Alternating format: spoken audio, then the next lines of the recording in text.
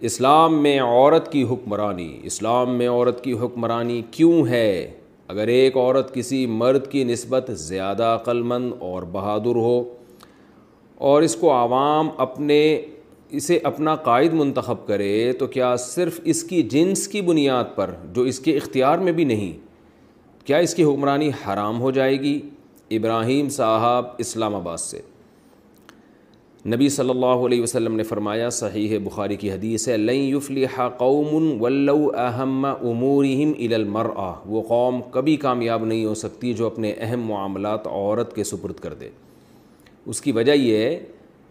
کہ عمومی طور پر اللہ نے عورت کو مرد سے زیادہ صلاحیت نہیں دی ہے، مرد میں صلاحیتیں اللہ نے عورت سے زیادہ رکھی ہیں عمومی طور پر۔ آپ دیکھیں مرد کے بازو میں طاقت زیادہ ہے، چلنے کی طاقت زیادہ ہے، بولنے کی طاقت زیادہ ہے، برداشت کی طاقت زیادہ ہے۔ خواتین اس بات کو مانتی نہیں ہیں اور لبرل لوگ بھی اس بات کو نہیں مانتے، لیکن میں لبرل لوگوں سے پوچھتا ہوں کہ بتاؤ پھر پوری دنیا میں جو فورسز ہیں ان میں مردوں کو کیوں زیادہ رکھا جاتا ہے؟ ٹھیک ہے، بہت سے کنٹریز میں فورسز میں خواتین بھی ہوتی ہیں لیکن ان کا ریشو بہت کم ہوتا ہے، زیادہ تر مردوں کو ٹریننگ دی جاتی ہے۔ اور امریکہ کی فورس ہے، امریکہ کی فورسز ہیں، یو کے کی فورسز ہیں، یورپ کے کسی بھی کنٹری کی فورسز اٹھا کے دیکھ لیں گے آپ، انڈیا، پاکستان، دنیا میں ایک اصول ہے کہ فورسز میں جہاں مشکل کام کرنے پڑتے ہیں، لڑنا پڑتا ہے، جنگ کرنی پڑتی ہے، اس میں مردوں کا ریشو ہمیشہ خواتین سے زیادہ ہوتا ہے۔ وجہ اس کی ہے کہ دنیا زبان سے اس کا اقرار کرے نہ کرے لیکن دل میں مانتی ہے کہ اللہ نے مرد میں برداشت اور مرد کے جسم میں طاقت عورت سے زیادہ رکھی ہے۔ تو جب مرد کے ہر پارٹ میں طاقت عورت سے زیادہ ہے تو کھوپڑی بھی تو ایک پارٹ ہی ہے نا آپ کی باڈی کا، تو اس میں سوچنے سمجھنے کی صلاحیت، برداشت کی صلاحیت اور قوت فیصلہ وہ بھی اللہ نے عورت سے زیادہ رکھی ہے۔ ہاں یہ ایک الگ بات ہے کہ بعض دفعہ اس کے اگینسٹ بھی ہو جاتا ہے، جیسے بعض عورتیں ہم دیکھتے ہیں کہ مردوں سے زیادہ پاورفل ہوتی ہیں، وہ اکھاڑے میں مرد کو گرا دیں گی اور ان میں برداشت بھی مردوں سے زیادہ ہوتی ہے۔ لیکن جب بھی کوئی قانون بنایا جاتا ہے نا، لا بنایا جاتا ہے، تو اکثریت کو دیکھ کے بنایا جاتا ہے، چند ایک کو دیکھ کے نہیں بنایا جاتا۔ تو اسلام جب لا بنا رہا تھا تو اسلام نے ایک لا اور اصول اور ضابطے کی بات جو بتائی وہ یہی کہ مرد حاکم، مرد حکومت مرد کرے گا، یعنی جو حاکم بنے گا وہ مرد بنے گا، عورت نہیں بنے گی، کیونکہ اوور آل مردوں کو اللہ نے صلاحیت عورتوں سے زیادہ دی ہے۔ بعض دفعہ اس کے اگینسٹ بھی ہو جاتا ہے، جیسے نبی صلی اللہ علیہ وسلم نے فرمایا کہ عورت میں اللہ نے مرد کی نسبت عقل کم رکھی ہے، لیکن ہم دیکھتے ہیں امی عائشہ رضی اللہ تعالی عنہا کی جو عقل تھی، ان کی جو سمجھ تھی بہت سے صحابہ سے زیادہ تھی، اور بہت سے صحابہ ان سے پوچھا بھی کرتے تھے، مسائل کا علم اور احادیث کی تفسیریں ان سے پوچھا کرتے تھے، لیکن نارملی ایسا ہوتا نہیں ہے، کہیں کبھی کبھار ایسا ہو جاتا ہے۔ تو اصول اور ضابطے اور قانون جو بنایا جاتا ہے وہ چند ایک کو دیکھ کے نہیں بنایا جاتا، اکثریت کو دیکھ کے بنایا جاتا ہے۔ تو اسلام میں لا یہی ہے، قانون یہی ہے کہ جب حاکم بنایا جائے گا، کمانڈر بنایا جائے گا، امیر بنایا جائے گا تو مرد کو بنایا جائے گا۔ دوسری بات یہ کہ اسلام چونکہ دین فطرت ہے، فطرت اللہ التی فطر الناس علیہا، یہ لوگوں کی وہ فطرت ہے جس پر اللہ نے انسانوں کو پیدا کیا، تو مرد کی یہ نیچر ہے کہ وہ عورت کی فرما برداری، اس کے تابع بننا، اس کے ماتحت ہونا ذہنی طور پر قبول نہیں کرتا۔ تو اگر عورت کو حاکم بنا دیا جائے تو اس میں اس بات کا بھی خطرہ ہوتا ہے کہ جو اس کے ماتحت مرد ہیں وہ مینٹلی اس کی اس عہدے کو قبول نہ کریں، جس سے بغاوت کا خطرہ ہوگا، جس میں اطاعت پھر نہیں ہو سکے گی۔ تو یہ لیکن میں نے بتایا کہ اس کے خلاف بھی کبھی کبھار ہو جاتا ہے، لیکن اسلام جو اصول بنائے گا وہ اکثریت کو دیکھ کے، دنیا میں ہر قانون ایسا ہی ہے کہ اکثریت کو دیکھ کے بنایا جاتا ہے، ہر فرد کو الگ الگ نہیں دیکھا جاتا۔ تو اس لیے اپنے اختیار سے اسلام اس کی اجازت نہیں دیتا کہ اگر انہی صلاحیتوں والا مرد موجود ہے تو پھر عورت کو حاکم بنایا جائے، اسلام اس کی اجازت نہیں دیتا۔ البتہ یہ بات ضرور ہے، دو چیزیں اس میں نوٹ کرنے کی ہیں۔ نمبر ایک، اگر کسی ملک میں، کسی کنٹری میں دو لیڈر ہوں، ایک عورت ہے اور ایک مرد ہے، اور آپ کو یہ خطرہ ہے کہ اصل تو مرد ہی ہے جو حکومت کے قابل ہے، جس کو حاکم بنانا چاہیے، لیکن وہ مرد اتنا کرپٹ ہے یا اتنا نالائق ہے کہ آپ کا یہ خیال ہے کہ اگر عورت کو حاکم بنا دیا تو بھی نقصان، لیکن اس کمبخت کو بنا دیا تو اس سے بڑا نقصان ہوگا۔ تو ایسی صورت میں اسلام ہی کا ایک اصول ہے جو فقہاء نے بیان کیا ہے قرآن و سنت ہی کی روشنی میں کہ یتحمل الضرر الخفی لأجل دفع الضرر الجلی، کہ بڑی مصیبت سے بچنے کے لیے چھوٹی مصیبت کو برداشت کیا جائے گا. یہ دنیا کا ایک اصول ہے اور ظاہر اسلام بھی اس اصول کی مخالفت نہیں کرتا.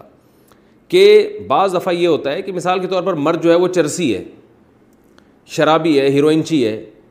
اب اس کو اگر بنا دیا گیا تو وہ تو بیڑا ہی غرق کر دے گا نا, وہ تو ہیروئن کو پروموٹ کرے گا, وہ تو ملک میں چرس امپورٹ کرے گا. تو ایسی صورت میں وہ یعنی عورت جس میں یہ خرابیاں نہ ہوں تو اس کو حاکم بنا دینا یہ نسبتاً زیادہ بہتر معلوم ہوتا ہے. اس کی مثال ایسے ہے جیسے اسلام کا ایک اصول ہے کہ بادشاہ یا حاکم یا امیر یا ملک کا حاکم بنایا جائے گا نیک آدمی کو, برے آدمی کو بنانا جائز نہیں ہے, فاسق فاجر کو بنانا جائز نہیں ہے. لیکن فقہا بیان کرتے ہیں کہ آپ کے پاس دو آپشن ہے, ایک نیک آدمی اور ایک فاسق فاجر ہے. لیکن وہ نیک آدمی ایسا ہے اس کو حکومت چلانے کا بالکل تجربہ ہی نہیں ہے, یا فوج کی کمانڈ کا تجربہ ہی نہیں ہے. تو وہ نیک تو ہے لیکن اگر آپ نے اس کو کمانڈر بنا دیا, وہ تجربہ کار آدمی نہیں ہے, وہ برباد کر دے گا. جبکہ جو فاسق فاجر ہے اس کے اندر یہ صلاحیت ہے کہ اگرچہ وہ نیک نہیں ہے لیکن وہ فوج کی کمانڈ کرنا جانتا ہے یا وہ ملک کو سنبھالنا جانتا ہے, اس کا تجربہ ہے. تو ایسی صورت میں تمام فقہا کا اتفاق ہے کہ جو فاسق و فاجر ہے اس کو پھر کمانڈر بنایا جائے گا, اس کو پھر حاکم بنایا جائے گا. وجہ اس کی یہ ہے کہ اصولی طور پر تو فاسق فاجر کو حاکم بنانے کی شریعت میں اجازت نہیں ہے, لیکن یہاں جب ہم اس کا مقابلہ کر رہے ہیں ایک نیک آدمی سے, تو نیک آدمی جس کو تجربہ ہی نہیں ہے وہ تو بیڑا ہی غرق کر دے گا نا, ایک ہی دن میں ملک کی جو ہے وہ لٹیا ڈبو دے گا. وہ ایک ہی دن میں اس کو پتہ ہی نہیں ہے ملک کیسے چلانا ہے, اس کو ملک کے مسائل ہی معلوم نہیں ہے.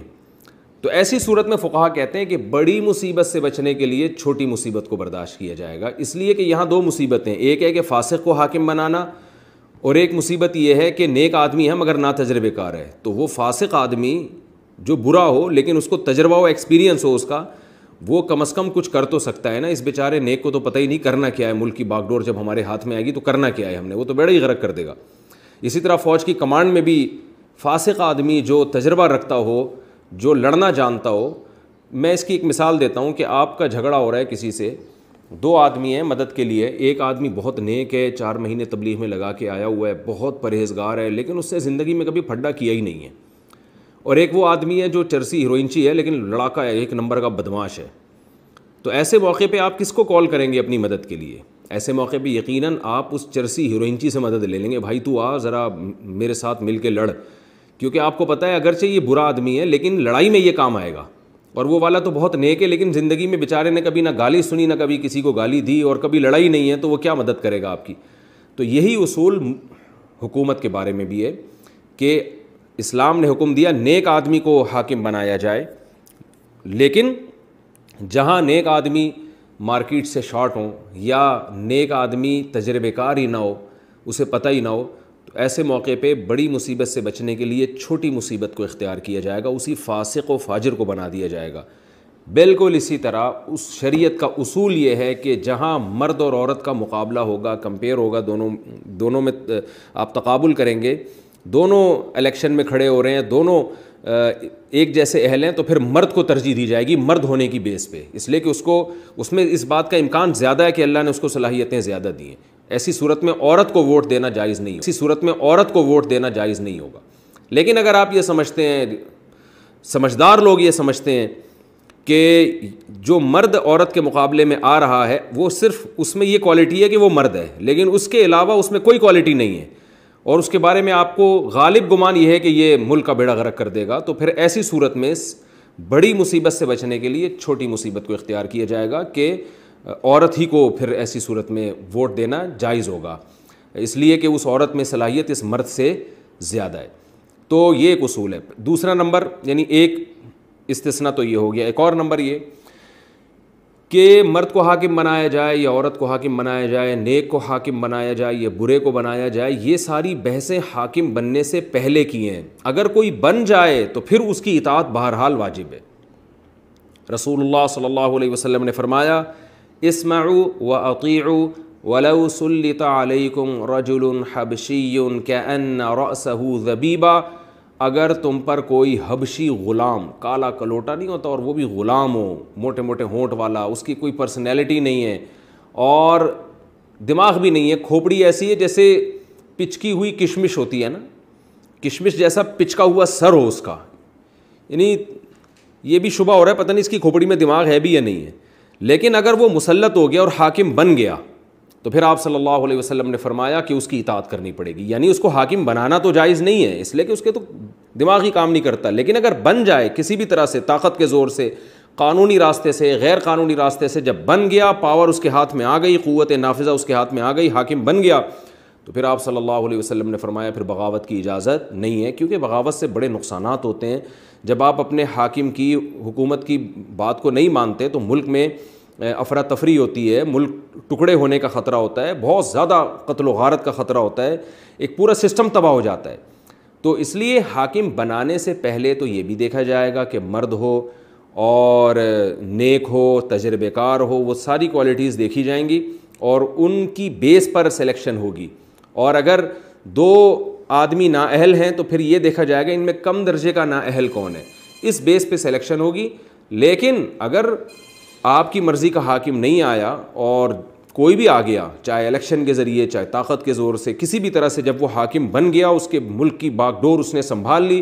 اور پاور اس کے پاس آ گئی ہے کہ وہ جو فیصلہ کرتا ہے اس کو نافذ کرنے کی پاور اس کے پاس آ گئی ہے، تو ایسی صورت میں پھر اسلام کا حکم یہ ہے کہ پھر جو بھی ہے، جیسا بھی ہے، اس کی اطاعت کی جائے گی، چاہے وہ غلام ہی کیوں نہ ہو. حالانکہ غلام جو ہے اسلام میں حکومت کا اہل ہو ہی نہیں سکتا، لیکن پھر بھی اسلام نے حکم دیا ہے کہ اگر وہ بن جائے تو اس کی اطاعت، تاکہ لوگوں کے اجتماعی نظم میں دراڑیں پیدا نہ ہو. اور بغاوت کے جو نقصانات ہوتے ہیں اور ملکی قانون توڑنے کے جو سب کو نقصانات ہوتے ہیں، ان نقصانات سے لوگوں کو بچانا مقصد ہے.